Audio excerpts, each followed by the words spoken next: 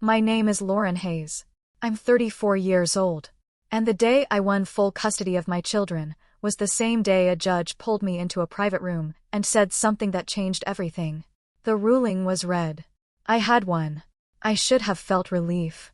Instead, the judge's eyes found mine, and he wasn't smiling. Craig sat 3 feet away from me for 2 years of hearings. Composed. Polished. Believable. Nobody knew what I had recorded on my phone the night he thought I was asleep. Nobody knew what that judge was about to tell me alone. Before I tell you what actually happened, if you're new here, please like this video and subscribe. Drop a comment below, where are you watching from? But to understand that private room, you need to understand where this all began. Let me take you back to when it all started. I didn't grow up dreaming about courtrooms. I grew up dreaming about a quiet house, a good man, and kids who felt safe. I thought I had all three. For a while, I actually believed it. Craig and I met when I was 26. He was charming in that steady, reliable way. Not flashy. Not loud. The kind of man your mother approves of at the dinner table, and your friends call a catch. I called him home. We married within 2 years. Had our first child, Ella, shortly after. Then our son, Noah. Life looked exactly the way I had planned it. From the outside, we were the couple people pointed to. The one that made others believe marriage still worked. But here's what nobody tells you about a life that looks perfect from the outside. The cracks don't show up all at once. They start small. A comment here. A door slammed there. A silence that lasts just a little too long. I ignored every single one of them. And that decision, that one quiet choice to look away, is what eventually put me in that courtroom fighting for my children. But the cracks? They were just getting started. The first time Craig made me feel small, I told myself it was stress. He had a demanding job. Long hours. I made excuses the way you make coffee in the morning, automatically, without thinking. But it wasn't stress. I know that now. It started with my friendships. He never said don't see them. He never had to. He'd go quiet the night before I had plans. Cold. Distant. And somehow I'd find myself canceling. Telling my friends I was tired. Telling myself the same thing. Then it moved to my family. My sister called one Sunday and Craig walked out of the room without a word. Just stood up and left. I cut the call short. I don't even remember deciding to. It just happened. That's the thing nobody warns you about. Control doesn't always look like control. Sometimes it looks like a man sitting quietly in another room. Sometimes it looks like you choosing him over everyone else, and genuinely believing it was your choice. Ella was 3. Noah was 18 months. I was disappearing slowly and the children were watching. I just didn't see it yet. But Craig did. And he was counting on exactly that. The night everything shifted, Ella had a fever. Nothing serious. But I was up at 2 a.m., cold cloth on her forehead, whispering to her in the dark. Craig never moved from the bedroom. Never checked. Never asked. I remember sitting on the edge of her small bed thinking, when did I stop expecting him to show up? That question cracked something open in me. I started paying attention differently after that. Not looking for problems. Just watching. And what I saw made my stomach drop. Craig was present for every school pickup when the neighbors were outside. Every birthday party when people had their phones out.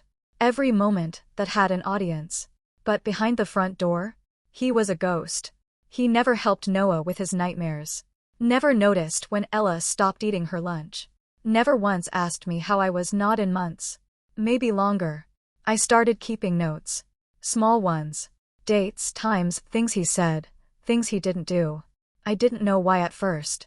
Something just told me to write it down. My phone became my record. My quiet, private record. Craig had no idea. And what I captured over the next few weeks, nobody in that courtroom was ready for. I found the messages on a Tuesday. Craig had left his laptop open. I wasn't snooping. I was looking for the school calendar I'd emailed him 3 weeks earlier that he claimed never arrived. I found the calendar. And I found something else. A conversation. A woman. Months of it. Not just flirting. Plans. Dates. A whole second life, running quietly underneath ours. I stood in that kitchen for 4 minutes without moving. I know because the microwave clock was right in front of me. I didn't cry. I didn't confront him. Something cold and clear moved through me instead. I took photos of the screen. Every single message. Then I closed the laptop exactly the way I found it, and I went upstairs and I checked on my children. Ella was drawing. Noah was asleep. Normal. Quiet. Safe. I sat on the bathroom floor, and I made a decision. I was not going to react. I was not going to explode. I was going to be smarter than my anger. I was going to build something he couldn't dismantle in a courtroom. I called a lawyer the next morning. Didn't tell Craig. Didn't change my behavior. Smiled at dinner that night. And Craig sat across from me completely convinced he was still winning. My lawyer's name was Patricia Vance. She was 52, sharp, and she did not waste words. First meeting, she looked at everything I'd gathered, the notes, the screenshots, the recordings, and she said one thing. Don't stop collecting. So I didn't. Craig filed first. I didn't expect that. He beat me to the courthouse by 4 days, and the petition was aggressive. Full custody. Primary residence. He painted me as unstable, overwhelmed, and emotionally unfit. His words. On paper. Filed with a judge. I read that document 3 times. Each time it felt like a different kind of punch. But here's what Craig miscalculated. He assumed I would react. He assumed I would call him screaming. Send threatening messages. Give him ammunition. That was his strategy. Provoke me into becoming exactly who he'd described on that paperwork. I never gave him a single word outside of the children's schedules. Not one. Patricia started building our case quietly. School records. Doctor visits. Every pickup, every drop-off, every absence Craig couldn't explain. We weren't just defending. We were constructing something precise. Meanwhile, Craig hired the most expensive family attorney in the county. Walked into every hearing like the outcome was already decided. He had no idea what was sitting in Patricia's folder. The hardest part wasn't the hearings. It wasn't the paperwork or the lawyer fees draining my savings account. It was watching my children move between 2 houses and not being able to explain why. Ella stopped drawing. Just like that. Her sketchbooks sat untouched on her desk for weeks. She'd come home from Craig's quiet in a way that wasn't normal quiet. I'd ask how her weekend was and she'd shrug and go straight to her room. Noah started wetting the bed again. He was 5. He'd been dry for over a year. His teacher pulled me aside in October and told me he'd been crying at drop-off. Not every day. Just the days after Craig's weekends. I documented everything. Dates. Behaviors. Teachers' names. I wasn't building a case anymore. I was protecting my children the only way I currently could. Then Ella said something that stopped me completely. We were folding laundry together. She looked up and said, "Daddy says you're the reason our family broke." She was 7 years old. I kept folding. I didn't flinch. I didn't say a word against Craig. But my hands were shaking. I reported it to Patricia the same night. And that one sentence from a 7-year-old ended up mattering more than anything else in that courtroom. The final hearing was scheduled for a Thursday morning. I wore navy blue. Patricia told me to. Professional but not cold. Approachable but not weak. I remember standing in the bathroom mirror at 6 a.m. thinking, this is the day. Craig arrived with his attorney and 2 character witnesses. Both men. Both from his office. They sat in a row like they'd rehearsed it. Patricia didn't flinch. The hearing lasted 4 hours. Craig's attorney painted him as the stable parent. The provider. The one who showed up. He used words like erratic and emotionally volatile to describe me. Each time I kept my eyes forward and my hands flat on the table. Then Patricia presented our case. Methodical. Quiet. Devastating. School records. Medical appointments. Teacher testimonies. The documented behavioral changes in both children following Craig's weekends. Every date. Every incident. Every absence he couldn't account for. Then she played the recording. Craig's attorney objected immediately. The judge raised one hand and the room went silent. He listened to the entire thing without expression. Craig's face changed color. His attorney leaned over and whispered something. Craig shook his head once. The judge asked for a 15-minute recess. I looked at Patricia. She looked at me. Neither of us knew what was about to happen next. The 15 minutes felt like an hour. I sat in that hallway on a wooden bench with Patricia beside me. She was reviewing notes. I was staring at the floor trying to remember how to breathe normally. Craig was at the other end of the hallway. I didn't look at him. Not once. We were called back in. Everyone took their positions. The judge settled into his chair and looked at the room for a long moment. Then he read the ruling. Full custody. Primary residence. Me. Craig's attorney was already preparing an objection. The judge held up one hand and finished speaking. Visitation schedule. Supervised. Pending review. I felt Patricia's hand on my arm. Steady. Grounding. Then the judge looked directly at me and said 4 words I was not prepared for. Mrs. Hayes. Stay please. Not my attorney. Not Craig. Me. Alone. Patricia leaned in and whispered she'd wait outside. Craig was escorted out with his attorney. The bailiff cleared the remaining people from the room. The door closed. And suddenly it was just me and a judge in a silent courtroom. My heart was hammering. I had just won.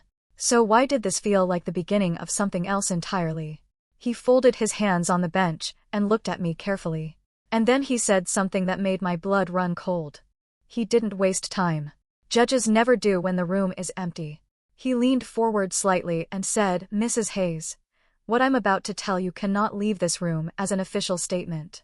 But as a human being sitting across from you, I have an obligation to say it. I didn't move. He told me that during the proceedings his office had received a separate filing. Not from Craig's attorney. From someone else.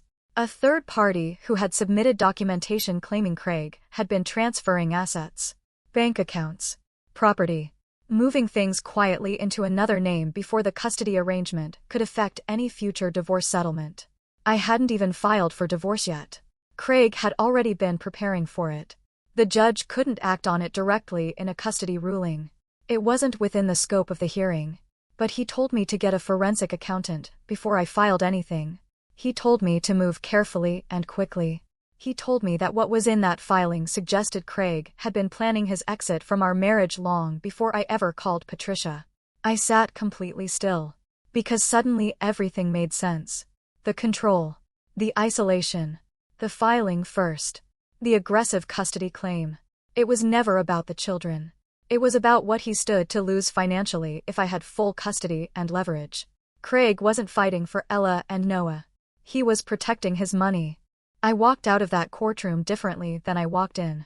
Patricia was waiting by the door. She looked at my face and immediately pulled me into a corner. I told her everything.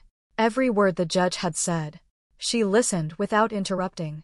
When I finished, she was quiet for exactly 3 seconds. Then she said, "We need a forensic accountant by Monday." I got home that afternoon, picked up Ella and Noah from my sister's house, and sat with them at the kitchen table while they ate. Normal. Routine. I didn't let myself fall apart until they were both asleep. Then I opened my laptop.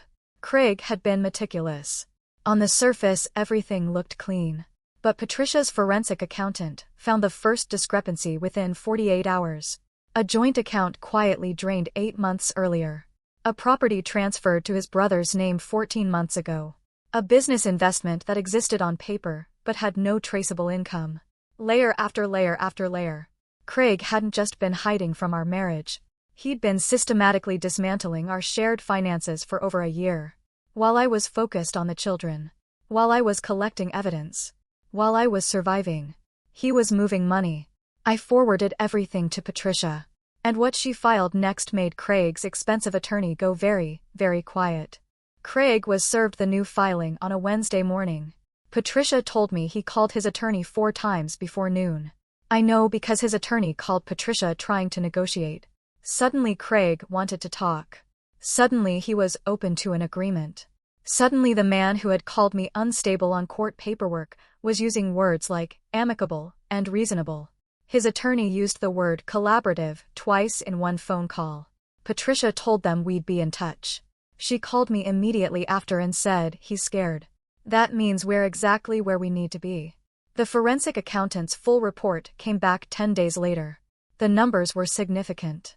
Combined with the custody ruling, the documented asset transfers gave us significant leverage going into the divorce proceedings. Craig had spent months building a wall. Patricia dismantled it in under 2 weeks. But here's what I want you to understand. None of this happened because I was loud. None of it happened because I reacted or threatened or fell apart in that courtroom. It happened because I wrote things down. Because I stayed quiet when everything in me wanted to scream. Because one judge in an empty courtroom decided to speak to me like a human being instead of a case number. That moment changed everything. And Craig was about to find out exactly how much. The divorce settlement was finalized on a Tuesday. For months after that courtroom ruling, Craig sat across from me one last time with his attorney and a very different expression than the one he'd carried into every previous hearing. He signed everything. Full custody remained with me. The asset transfers were reversed where legally possible. What couldn't be reversed was accounted for in the settlement. The business investment on paper became my leverage. His brother's property deal became a negotiating point that Craig hadn't anticipated surviving. He didn't fight it. Not anymore. Ella started drawing again 3 weeks after Craig's visitation moved to supervised. Noah stopped crying at school drop-off. I didn't make a big moment out of either thing. I just noticed. Quietly. The way I'd been noticing everything for 2 years. My sister asked me once what finally changed. I told her I stopped waiting for someone to save us and started building the case myself. I'm not telling you this story so you'll feel sorry for me. I'm telling you because somewhere right now there is a woman writing things down on her phone at 2 a.m. not knowing if any of it matters. It matters. Every single word matters. If this story stayed with you, share it. Someone out there needs to hear exactly this today.